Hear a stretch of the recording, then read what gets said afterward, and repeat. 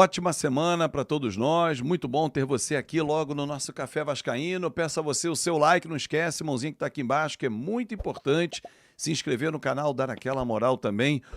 Vamos falar sobre a semana, que será uma semana importante, uma semana de decisões, porque a temporada 2025 já está sendo muito avaliada, levando em consideração tudo que vem acontecendo ou não nesta reta final de Campeonato Brasileiro, de Copa do Brasil, enfim, o aproveitamento do Vasco.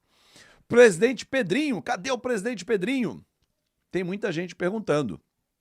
E ontem, aliás, durante todo o dia, recebi muitas mensagens, a galera assim, pô, Azevedo, o presidente tá bloqueando jornalistas, influenciadores, torcedores, que absurdo. Gente, olha só, eu vou deixar muito claro aqui a minha posição. Ele não tem o direito de fazer isso na rede social do Vasco.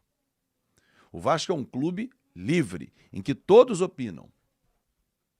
Agora, a rede social dele, ele tem todo o direito de fazer o que bem entender, como eu faço na minha aqui. O cara vem, me ofende, um exemplo, me esculhamba, eu tenho que deixar ele ver no meu conteúdo? Não. Se quem fez isso com ele, na rede social dele, esculhambou, eu só fui cobrar. Gente, existem formas de cobrar. E eu sei muito bem o que é isso. Eu já passei do ponto numa cobrança com o próprio Pedrinho, já pedi desculpas publicamente a ele e pessoalmente a ele.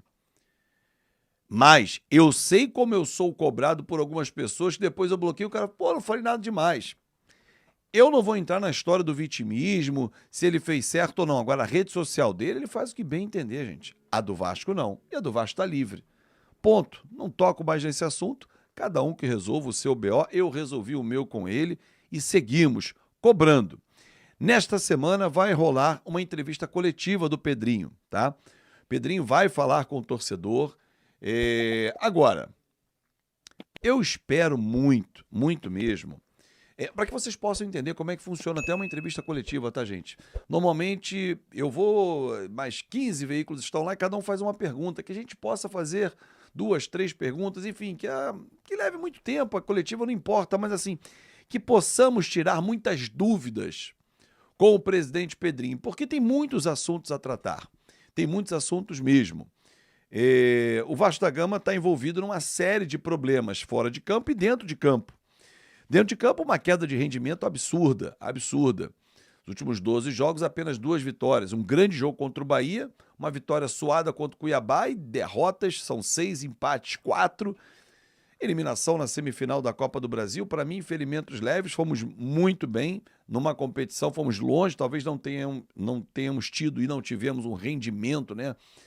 Performance, mas resultado nós tivemos. Chegaram a uma semifinal de Copa do Brasil para o Vasco, ok.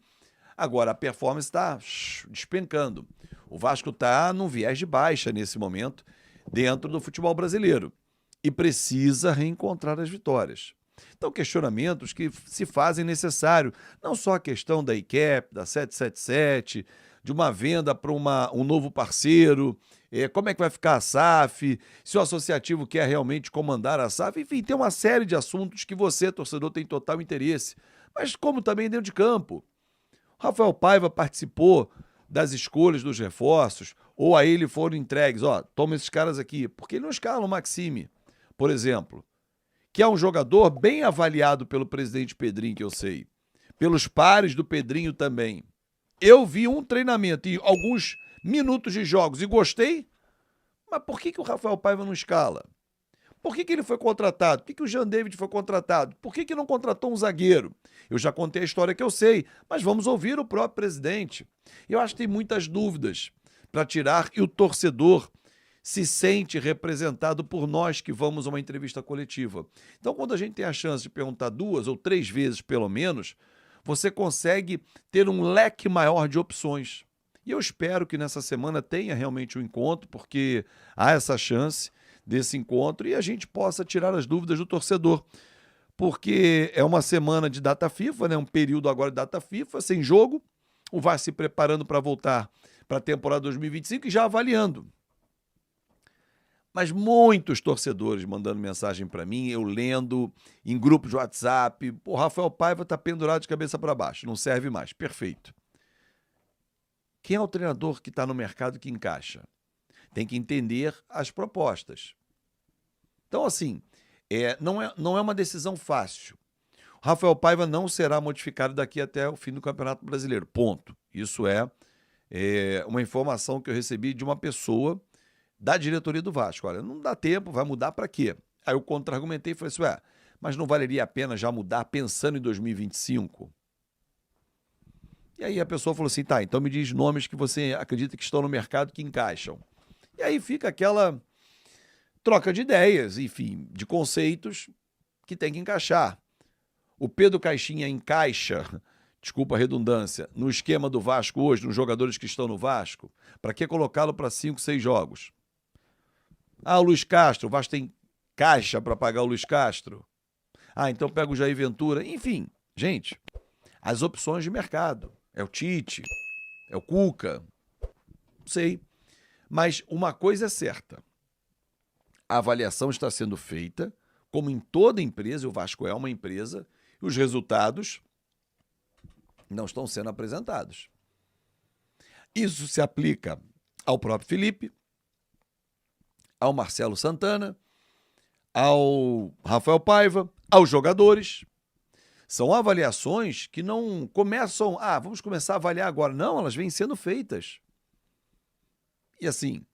E elas precisam ser feitas para que acabe o Campeonato Brasileiro, as mudanças comecem a acontecer. Quem vai ficar, quem vai embora. O Vasco precisa mudar para o ano que vem. E os últimos resultados têm indicado que o Vasco está caindo. O Guardiola, no seu livro confidencial, Pepe Guardiola, ele diz que você ganha uma competição e perde nas 8 primeiras rodadas, ou 10, né? No primeiro terço do campeonato e no último terço. Se você arranca bem e faz um bom final de campeonato, a oscilação que normalmente acontece no meio da competição, ela não é muito sentida. Agora, se você arranca bem, oscila no meio e despenca no final, esquece, você não bate campeão, você não chega às grandes competições. E é o que está acontecendo, o Vasco está despencando. Nos últimos 12 jogos, apenas 2 vitórias. O sistema defensivo está exposto, o ataque não funciona mais, o esquema tático está manjado. O Verratti, que acabou como artilheiro da Copa do Brasil, gente, com 7 gols. Parabéns ao Verratti, mais um artilheiro vascaíno, 4º, inclusive, na história da competição. Parabéns ao Verratti, mas não pode o Vasco ficar dependente da jogada para o Verratti. O Piton caiu, o Puma não está mais entregando o que estava entregando pelo lado direito, o Paulo Henrique caiu, o sistema defensivo está exposto, os zagueiros estão falhando de novo. Gente, precisa revisar tudo o que está acontecendo. Vamos revisitar aqui o nosso problema? E aí, será que o Rafael Paiva já bateu no teto? Tudo isso está sendo avaliado.